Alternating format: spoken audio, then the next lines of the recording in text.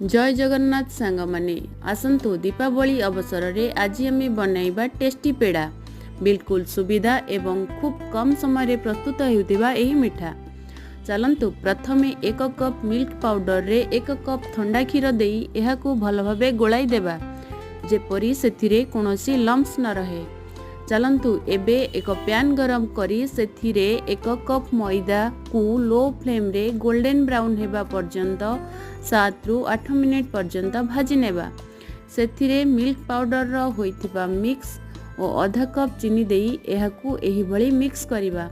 एही मिक्सटी पैन छाड़िबा परे gas flame को बंद करी हल्का ठंडा हेबा को छाड़िबा।